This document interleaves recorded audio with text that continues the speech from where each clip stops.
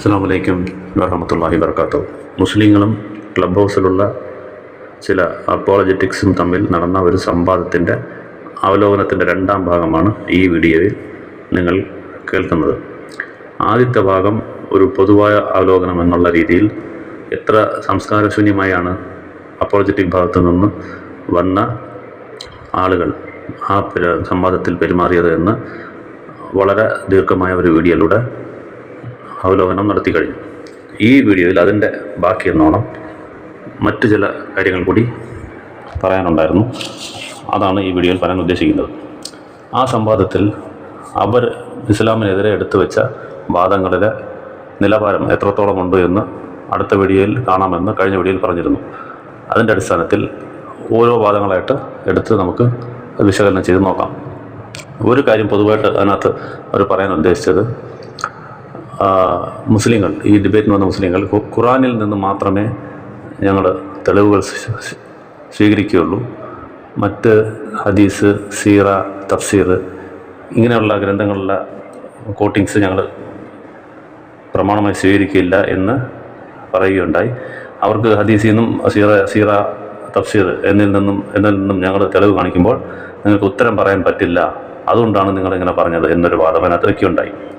അതുമാത്രമല്ല, ഇവർ സ്ഥിരമായി ക്ലബ് ഹൗസുകളിൽ നടത്തുന്ന വിമർശനങ്ങൾ സീറകൾ ബേസ് ചെയ്തും തഫ്സീർ ബേസ് ചെയ്തും സ്വീകാര്യമല്ലാത്ത ഹദീസുകൾ അടിസ്ഥാനപ്പെടുത്തിയുമാണ് ഇവരുടെ 99% വിമർശനങ്ങളും ഇവർ വയ്ക്കാറ്. അതുകൊണ്ട് ഈ ഒരു വിഷയം കുറച്ച് ഡീറ്റെയിൽ ആയിട്ട് നോക്കിയതിന് ശേഷം അവർ പിന്നെ പറഞ്ഞ ഓരോ വാദങ്ങളായിട്ട് നമുക്കെടുത്ത് നോക്കാം.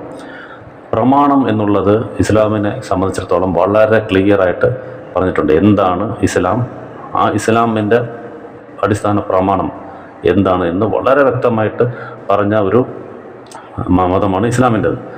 ആർക്ക് നമുക്ക് ഇനി പുതിയതായിട്ട് ഒരു മാനദണ്ഡം ഉണ്ടാക്കി ഇതാണോ പ്രമാണം, അതാണോ പ്രമാണം, ഇപ്പോൾ ബൈബിളിൻ്റെ കാര്യത്തിൽ ബൈബിളിൻ്റെ ഏതൊക്കെ ബുക്കുകളാണ് ബൈബിളിൽ ചേർക്കേണ്ടത് എന്ന് പോലും അവർക്ക് ഒരു ധാരണയില്ലാത്ത ഒരു മതമാണ് ക്രിസ്ത്യാനിറ്റി. ഓരോ കാലങ്ങളിലും കിട്ടിയ കുറേ ബുക്കുകൾ ആരാണ് എഴുതിയത്, എപ്പോഴാണ് എഴുതിയതെന്ന് പോലും അറിയാതെ ചില അനുമാനങ്ങളുടെ അടിസ്ഥാനത്തിൽ ഒരു 2 ചട്ടക്കൂടിനകത്ത് കുത്തിക്കെട്ടിയ ഒരു ബുക്കാണ് ബൈബിൾ. അപ്പം അത് വെച്ച് നോക്കുമ്പോൾ അവർക്ക് ബൈബിളാണോ പ്രമാണം, ഇല്ല അവിടെ സഭാപിതാക്കന്മാർ പറഞ്ഞതാണോ, അല്ലെ പിന്നീട് വന്ന പാസ്റ്റർമാർ പറയുന്നതാണോ, എന്താണ് ഇത്, എല്ലാം ഒരേ നിലവാരം തന്നെയാണ്. കാരണം ഓതൻറ്റിസിറ്റി ഇല്ല. ബൈബിള് പോലും ഇത് ആരെഴുതിയെന്നോ എന്താണെന്നോ ഒന്നും ഒരു ഓതൻറ്റിക് ഇല്ലാത്ത സ്ഥിതിക്ക് അവർക്ക് ആര് പറഞ്ഞാലും അത് പ്രമാണമായിട്ട് എടുക്കാം. ബൈബിളിൻ്റെ അതേ അതൻറ്റിസിറ്റി ആയിരിക്കും മറ്റ് ഇതിനുള്ളത്. അന്നത്തെ കാലത്ത് കുറേ എഴുത്തുകൾ കൈ കിട്ടിയത് അവർ കുത്തിക്കെട്ടിയ ഒരു ബുക്കാക്കി, അതുപോലെ പിന്നീട് വന്ന ആൾക്കാർ പറഞ്ഞത് അതാക്കാം. എല്ലാം ഒരേ ലെവലിലുള്ള ഒരേ സ്റ്റാൻഡേർഡുള്ള വിശ്വാസ്യത എടുക്കുകയാണെങ്കിൽ ഒരേ സ്റ്റാൻഡേർഡുള്ളതാണ്. പറയാൻ കാര്യം, ഇപ്പം ലൂക്ക് എന്നുള്ള ഒരു സുവിശേഷമുണ്ട്, ലൂക്കോസ് എഴുതിയ സുവിശേഷം എന്ന് ബൈബിളിൽ തന്നെ ഉണ്ട്. അതിനകത്ത് ആ എഴുതിയ ആൾ ലൂക്കോസ് എഴുതിയപ്പോൾ ആരോപിക്കുന്നതാണ്. ശരിക്കും പറഞ്ഞാൽ അത് ലൂക്കോസ് പോലും അല്ല എന്നാണ് പണ്ഡിതന്മാർ പറയുന്നത്. റൈമണ്ട് ഇ ബ്രൗൺ പോലുള്ള ആൾക്കാർ പറയുന്നത് ഇത് ലൂക്കോസ് അല്ല, ലൂക്കോസും പോളുമായിട്ട് ബന്ധമില്ലാത്ത, ആക്ച്വലി പോളുമായിട്ട് ബന്ധമുള്ള ആളാണ് ഈ ലൂക്കോസ്. പക്ഷേ ഈ സുവിശേഷം എഴുതിയാൾക്ക് പോളുമായിട്ട് യാതൊരു പരിചയമില്ല എന്നുള്ള രീതിയിലെല്ലാം അനലൈസ് ചെയ്യുന്നുണ്ട്. അപ്പം ഇവർ ജസ്റ്റ് ആരോപിച്ചിരിക്കണം. മത്തായി, ലൂക്കോസ്, മാർക്കോസ് എന്നൊക്കെ പറയുന്നത് അവരൊന്നും എഴുതിയതല്ല. ഇത് അക്കോർഡിംഗ് ടു, അതിന് പ്രൂഫ് എന്ന് പറഞ്ഞാൽ KJV ബൈബിളിനകത്ത് according to the gospel according to Matthew, the gospel according to Luke, the gospel according to John എന്ന് എഴുതിയിട്ടുള്ളൂ. അക്കോർഡിംഗ് ടു എന്ന് പറഞ്ഞാൽ ഇവർ പറഞ്ഞു എന്ന് ഇങ്ങനെ ചിലർ പറയുന്നു, അല്ലാതെ ഇത് ലൂക്ക് തന്നെയാണോ എഴുതിയത്, ജോൺ തന്നെയാണോ എഴുതിയതെന്നൊന്നും അറിയത്തില്ല. ഇങ്ങനെ കുറേ ബുക്കുകൾ അവരുടെ പേരിൽ ആരോപിക്കപ്പെട്ട് ആരോ പറഞ്ഞത് അങ്ങനെ എടുത്തു വെച്ച ഒരു ബുക്കുകളാണത്. അങ്ങനെ ആരോപിക്കപ്പെട്ട ബുക്കിൽ പോലെ ആ ലൂക്ക് എഴുതി വെച്ചേക്കുന്നത് എന്താണെന്ന് വെച്ചാൽ തുടക്കത്തിൽ തന്നെ കാണാം. എൻ്റെ 1ാമത്തെ ചാപ്റ്ററിനകത്ത് ഈ ചരിത്രവും കാര്യങ്ങളൊക്കെ പലരും എഴുതുന്നുണ്ട്, പലരും എഴുതി ഞാൻ കാണുന്നുണ്ട്. അങ്ങനെ ആകുമ്പോൾ പിന്നെ എന്തുകൊണ്ട് എഴുതിക്കൂടാ എന്ന് പറഞ്ഞാണ് ഞാൻ ഇത് എഴുതുന്നത് എന്ന് തുടക്കത്തിൽ അയാൾ തന്നെ ബൈബിളിൽ തന്നെ പറയുകയാണ്. ആ ലൂക്കോസ് തന്നെ പറയുകയാണ്, പലരും പല ഇത് എഴുതിയിട്ടുണ്ട്, യേശുവിനെ കുറിച്ചും അന്ന് നടന്ന കാര്യങ്ങളെക്കുറിച്ചും അവർ കേട്ട് കേൾവിയിൽ അവിടെയൊക്കെ പറഞ്ഞൊക്കെ അവർ എഴുതിയിട്ടുണ്ട്. ഇപ്പം ഞാൻ ഇതിനെക്കുറിച്ച് നല്ല റിസർച്ച് ചെയ്തിട്ട് ഒന്ന് വെടിപ്പായിട്ട് ആദ്യം മുതൽ ഒരു ഓർഡറായിട്ട് എഴുതാം എന്ന് വിചാരിച്ച്, ഇദ്ദേഹം മാത്രമാണ് അതിനകത്തൊരു ഫിസിഷ്യനായിട്ടുള്ള ഒരു ഡോക്ടർ ഉള്ളത്, ബാക്കിയെല്ലാം വിദ്യാഭ്യാസം ഇല്ലാത്ത ആൾക്കാരാണ്. അപ്പോൾ ശരി, ഞാൻ എഴുതി കളയാം, ഞാനും എഴുതാം എന്നുള്ള രീതിയിലാണ് അദ്ദേഹം ഈ സുവിശേഷം എഴുതിയേക്കുന്നത്. ഈ തെളിവ് നമ്മൾ പറയുന്നതല്ല, അതിൽ തന്നെ എഴുതിയ ആൾ തന്നെയാണ് എഴുതി പറഞ്ഞേക്കുന്നത്. ഇത് ഞാൻ അങ്ങനെയാണ് എഴുതിയത്, അല്ലാതെ ദൈവപ്രോക്തമായിട്ടോ ദൈവനിഷേധമായിട്ടോ അല്ലെങ്കിൽ ദൈവത്തിൽ നിന്നും അത്യാത്മാവിൻ്റെ പുറത്ത് വന്ന് ഞാൻ എഴുതുന്നോ എന്നാണ് ക്രിസ്ത്യൻസ് ക്ലെയിം ചെയ്യുന്നത്. അതല്ല എന്ന് എഴുതിയ ആൾ പറയുന്നത്. അങ്ങനെയല്ല എഴുതിയത്. ദൈവത്തിൻ്റെ ആത്മാവ് എൻ്റെ പുറത്ത് വന്നിട്ടില്ല, പരിശുദ്ധാത്മാവ് എൻ്റെ പുറത്ത് വന്നിട്ടില്ല.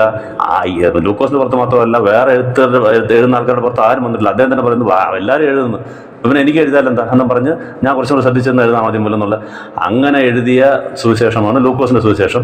അതേ സ്റ്റാൻഡേർഡ് തന്നെയാണ് ബാക്കി സുവിശേഷത്തിനും എല്ലാം ഉള്ളത്. അപ്പം ആ ലെവലിലാണ് ഈ ബൈബിൾ എന്നുള്ളത്. ബൈബിൾ എന്നുള്ളത് അവർ ഇവരായിട്ട് പേര് കൊടുത്ത് ബൈബിൾ എന്ന ഒരു ബുക്ക് ഇവരുണ്ടാക്കിയതാണ്. അല്ലാതെ ബൈബിളിനകത്ത് ഈ ബുക്കിൻ്റെ പേര് ബൈബിൾ, ഇതാണ് ബൈബിൾ, ഇത് ദൈവത്തിൻ്റെ ബുക്കാണ്, നിങ്ങൾക്ക് നേർമാർഗം കാണിക്കാനാണ്, അങ്ങനെയൊന്നും അതിനകത്തില്ല. അപ്പം നിങ്ങൾ അത് വെച്ചിട്ട് ഖുർആനെ സംസാരിക്കാൻ വരുമ്പോൾ നിങ്ങൾ അതുകൊണ്ട് നിങ്ങൾക്കാണ് ഈ പ്രമാണത്തിൽ തെറ്റുപറ്റുന്നത്. ഖുർആൻ്റെ കാര്യം അങ്ങനെയല്ല. ഇത് ഖുർആനാണ് എന്ന് ഖുർആനിൽ തന്നെ എഴുതിയിട്ടുണ്ട്. ഈ ഗ്രന്ഥം ഇത് ഖുർആനാണിത്, ഇത് ദൈവം തന്നെയാണ് ഇത് അവതരിപ്പിച്ചത്, ഇതിൽ നേർമാർഗം, നിങ്ങൾക്ക് നേർമാർഗമുണ്ട്, ആരാണ് ഭയപ്പെട്ട് ജീവിക്കുന്നത് അവർക്ക് ഇതിനകത്ത് നേർമാർഗമുണ്ട് എന്ന് ഖുർആൻ തന്നെ അതിനെക്കുറിച്ച് പറയുന്നുണ്ട്. ഇതാണ് ഖുർആൻ എന്ന് ഒരു വലിയ സമൂഹം അന്ന് ജീവിച്ചിരുന്ന പ്രവാചകന്റെ കാലത്തുണ്ടായിരുന്ന മൊത്ത സമുദായവും ഇതാണ് ഖുർആൻ എന്ന് സർട്ടിഫൈ ചെയ്ത് അന്ന് മുതൽ ഇന്ന് വരെ ഇങ്ങനെ ഓരോ ജനറേഷൻ താണ്ടി തലമുറ താണ്ടി അത് കാണാപ്പാടം പഠിച്ച് എഴുതി വെച്ചാലും തെറ്റും, സ്പെല്ലിംഗ് മിസ്റ്റേക്സ് വരാം, പല മാറി മാറി വരുമ്പോൾ അത് വേറെ ആവും. പക്ഷേ കാണാപ്പാടം പഠിച്ചു കഴിഞ്ഞാൽ അത് തെറ്റത്തില്ല. അത് നമുക്ക് അഥവാ 1-2 പേര് തെറ്റിച്ച് കഴിഞ്ഞാൽ ബാക്കി ഒരു 10 പേരെ കൊണ്ടുവന്ന് ഓദിച്ചു കഴിഞ്ഞാൽ ആരെങ്കിലും ഒരാൾ തെറ്റായിട്ട് ഓതിയാലും കണ്ടുപിടിക്കാൻ പറ്റും. ഇങ്ങനെ ജനറേഷനായിട്ട് ലക്ഷക്കണക്കിന് ആൾക്കാർ വഴി ട്രാൻസ്മിറ്റ് ചെയ്ത് വന്നതാണ് ഖുർആൻ. അപ്പം ഒരിക്കലും നിങ്ങൾ ബൈബിളിൻ്റെ ആധികാരികതയും ഇതും തമ്മിൽ കമ്പയറേ ചെയ്യാൻ പാടില്ല. അത് ജസ്റ്റ് കുറേ ആൾക്കാർ ഇത് ഇന്ന് കുറേ എഴുതിയ ബുക്ക് ഇന്ന് എഴുതി ആരാണെങ്കിലും അറിയാം, അന്ന് എഴുതിയത് ആരാന്നേ അറിയത്തില്ല. ഇതൊക്കെ ആരാന്ന് എഴുതുന്ന ഒരു ആധികാരികതയില്ല. പിന്നെ അന്ന് കിട്ടിയ കുറേ പേപ്പറുകൾ അത് കുത്തി കെട്ടി ഒരു ബുക്കാക്കി വെച്ചേക്കുന്നതേ ഉള്ളൂ. അതുകൊണ്ട് നിങ്ങളെ സംബന്ധിച്ചിടത്തോളം ബൈബിൾ ഒന്ന് തന്നെയാണ്, ബാക്കി ആൾക്കാർ എഴുതിയത് ഒന്ന് തന്നെയാണ്. അതിനകത്ത് ചില പേപ്പർ ബുക്കുകൾ എടുക്കുമെന്ന് പറയും, ചില ബുക്കുകൾ എടുക്കത്തില്ല എന്ന് പറയും. അപ്പം എല്ലാം കൊണ്ടും ഒക്കെ ഒരു സാധാരണ ചരിത്രത്തിൻ്റെ രേഖ നമ്മൾ കൊടുക്കുന്ന ഒരു വെയിറ്റ് അതിനകത്ത് തെറ്റും കാണും ശരിയും കാണും എന്നുള്ള രീതിയിൽ എടുക്കാമെന്നല്ലാതെ അങ്ങനെയാണ് ബൈബിളിനെ കാണുന്നത്. പക്ഷേ ഖുർആൻ അങ്ങനെയല്ല, ഇത് ദൈവിക ഗ്രന്ഥം തന്നെയാണ് എന്ന് ക്ലിയറായിട്ട് ഖുർആൻ പറയുന്നുണ്ട്. അപ്പോൾ അതുകൊണ്ട് പ്രമാണത്തിൻ്റെ കാര്യത്തിൽ മുസ്ലിങ്ങൾക്ക് വളരെ വ്യക്തമായ കാഴ്ചപ്പാടുണ്ട്. ആ കാഴ്ചപ്പാട് എവിടെ നിന്ന് വരുന്നു എന്ന് പറഞ്ഞാൽ അത് ആ ഗ്രന്ഥത്തിൽ നിന്ന് തന്നെയാണ് വരുന്നത്, ഖുർആനിൽ നിന്ന് തന്നെയാണ് വരുന്നത്. അപ്പം എന്താണ് പിൻപറ്റേണ്ടത് എന്ന് നിങ്ങൾ ചോദ്യം ചോദിച്ചു കഴിഞ്ഞാൽ ഖുർആൻ ക്ലിയറായിട്ട് ആൻസർ പറയും. അപ്പം ഉദാഹരണത്തിന് ഖുർആൻ്റെ 2-ാമത്തെ അധ്യായം 38-ാമത്തെ ആയത്ത്, അതിനകത്ത് അള്ളാഹു ആദം നബിയും ഹവ്വയും ആകാശലോകത്ത് നിന്ന് ഭൂമിയിലേക്ക് അയക്കുമ്പോൾ അവരടുത്ത് ഒരു കാര്യം പറഞ്ഞ് വിടുന്നുണ്ട്. അത് ഖുർആൻ റെക്കോർഡ് ചെയ്യുന്നുണ്ട്. അതിനകത്ത് പറയുന്നത്, നിങ്ങൾ ഈ ഭൂമിയിലേക്ക് ഇറങ്ങുക, എൻ്റെ പക്കൽ നിന്നും നിങ്ങൾക്ക് നേർമാർഗം എത്തിച്ചേരും. അത് നിങ്ങൾ പിൻപറ്റുകയാണെങ്കിൽ നിങ്ങൾക്ക് വിഷമിക്കേണ്ട ആവശ്യമില്ല, സങ്കടപ്പെടേണ്ട ആവശ്യമില്ല. അപ്പോൾ നേർമാർഗം വരേണ്ടത് എവിടെ നിന്നാണ്? ദൈവത്തിൽ നിന്ന് വരണം. അതാണ് പ്രമാണം. ദൈവത്തിൽ നിന്ന് വരുന്നത് മാത്രമാണ് പ്രമാണം.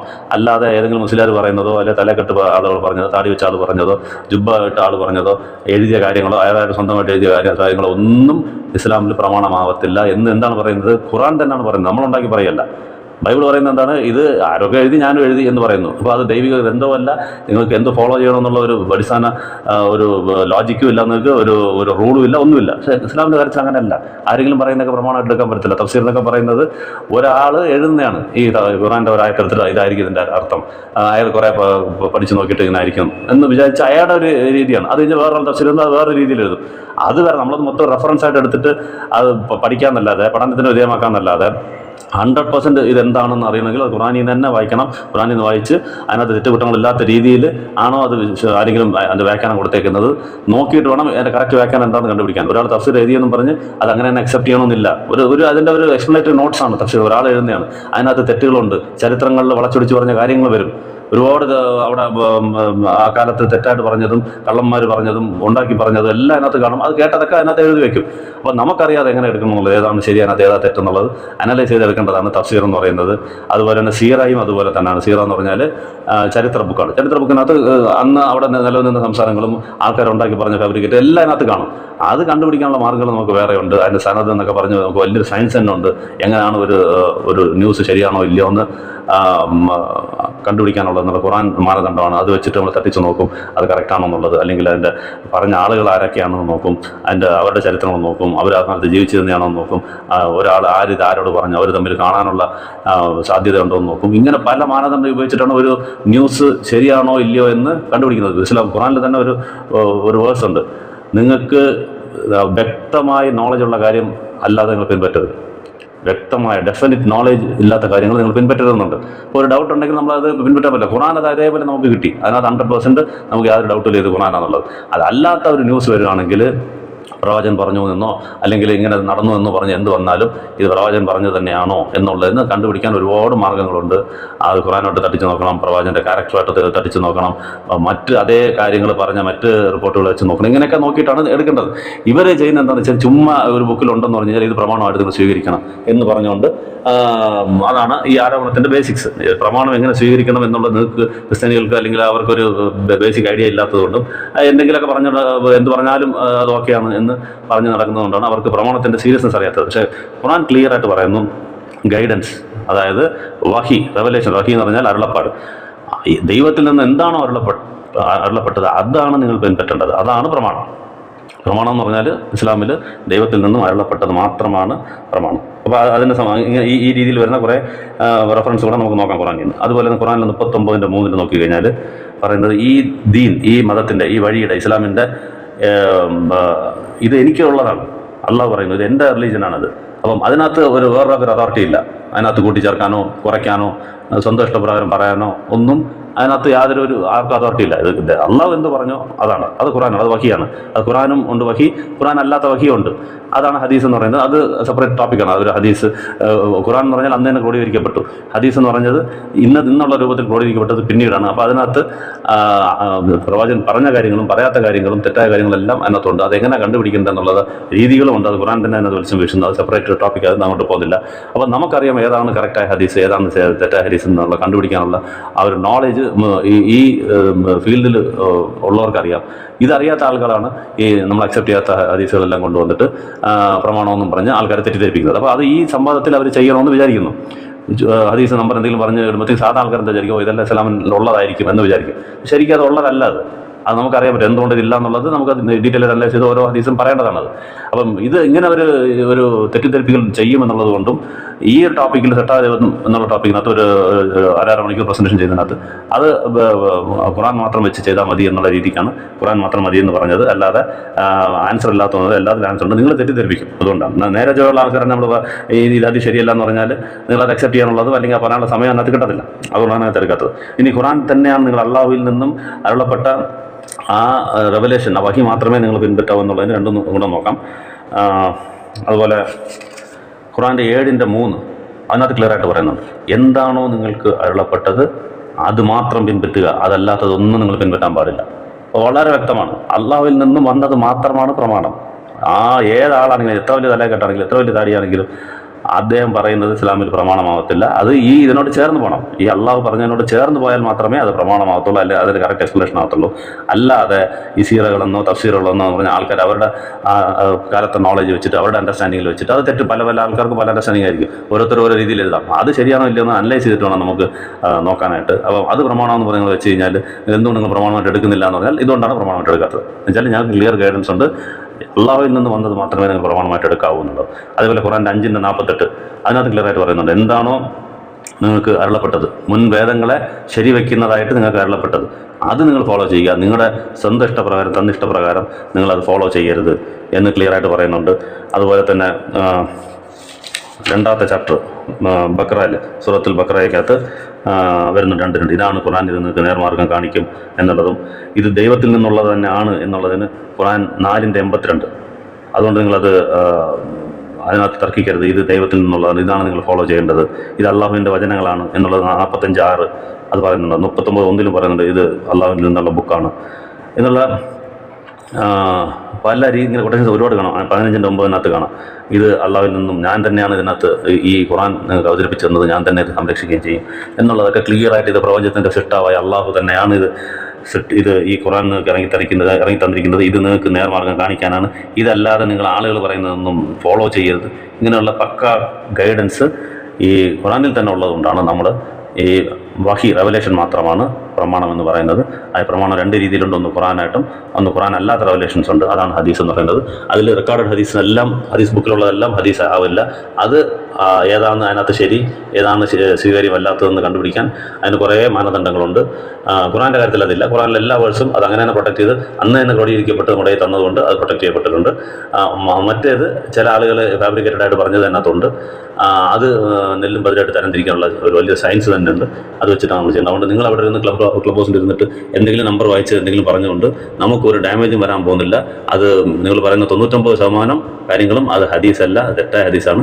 അല്ലെങ്കിൽ ഉള്ളതാണെങ്കിൽ തന്നെ അതിനെ തെറ്റിദ്ധരിപ്പിച്ച് അതിനെ വക്രീകരിച്ച് വേറെ രീതിയിൽ ആക്കി പറയുന്നതേ ഉള്ളൂ. അതുകൊണ്ട് ഖുറാൻ, ഹദീസ്, സഹിയായ ഹദീസ്, അതായത് ഖുറാനോട് ചേർന്ന് നിൽക്കുന്നത്. സഹി എന്ന് കണ്ടുപിടിക്കണമെങ്കിൽ അത് ഖുറാനോട് ചേർന്ന് നിൽക്കണം, സത്യത്തോട് ചേർത്ത് നിൽക്കണം. ഇതാണ് സഹി എന്നുള്ളതിന് അർത്ഥം.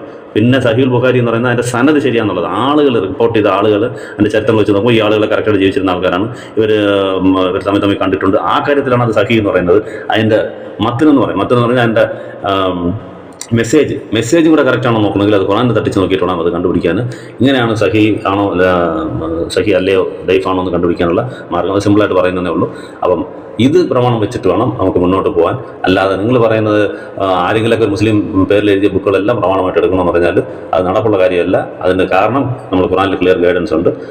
അതുകൊണ്ടാണ് ഖുറാൻ ഹദീസ് നമ്മൾ പറയുന്നത്. ഓക്കെ, ഇത് ഈ പറഞ്ഞതിന് മാത്രം ഒരു മറുപടിയാണ്. എന്തുകൊണ്ട് നിങ്ങൾ ഖുറാൻ മാത്രം എടുക്കുന്നു അല്ലെങ്കിൽ ഖുറാൻ ഹദീസ് മാത്രം എടുക്കുന്നു എന്ന് ചോദിച്ച ചോദ്യത്തിനുള്ള മറുപടിയാണിത്. അസ്സലാമു അലൈക്കും. അതിനുശേഷം ഇനി ഇൻഷാ അല്ലാഹ് എടുത്തു വെച്ച മറ്റു ആരോപണങ്ങളിലേക്ക് പിന്നീട് അടുത്ത പാർട്ടായിട്ട് നോക്കാം. അസ്സലാമു അലൈക്കും.